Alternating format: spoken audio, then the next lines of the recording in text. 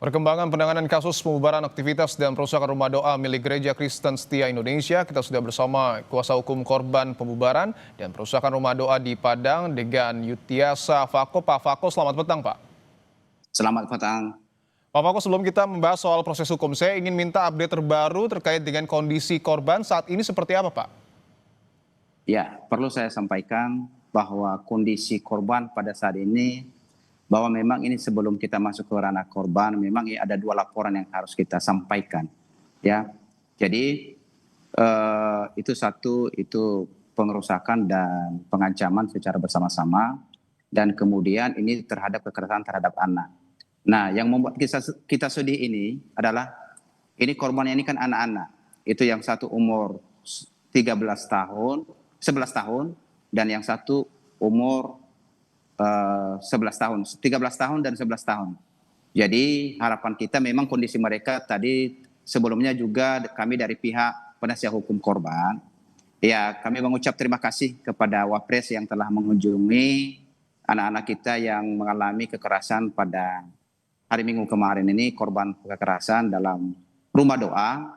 Dan sehingga ya ketika kita baru tadi ke TKP, memang kondisi anak-anak yang dua ini atas nama Oliviani Hulu dan Nurlim memang perlu perawatan secara medis, ya.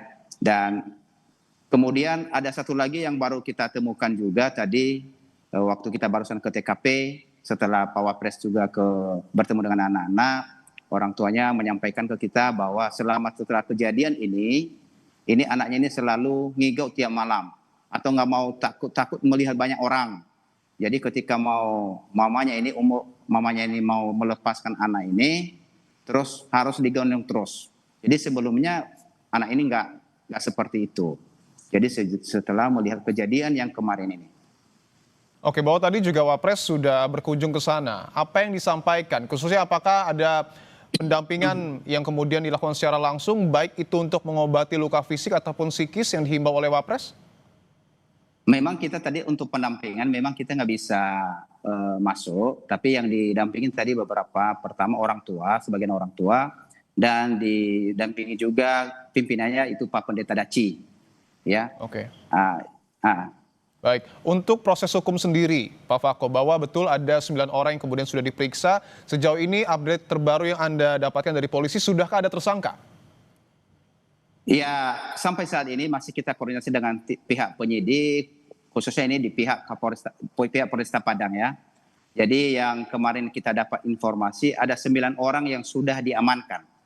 Dan update terakhir yang terbaru yang kita dapatkan sedang kita koordinasi. Dan memang ini kami juga mengucap banyak terima kasih kepada Kapolda Sumbar dan Wakapolda Sumbar, dan begitu juga dengan seluruh jajaran, dan terlebih juga kepada Bapak Kapolres yang telah bergerak cepat untuk menangani kasus ini.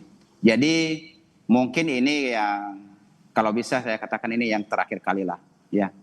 Baik, jadi kalau ya. Pak Yutiasa Fako, terima kasih atas informasi yang Anda sampaikan. Tentu kita berharap bahwa proses hukum terus berlanjut. Terima kasih Pak. Amin. Terima kasih.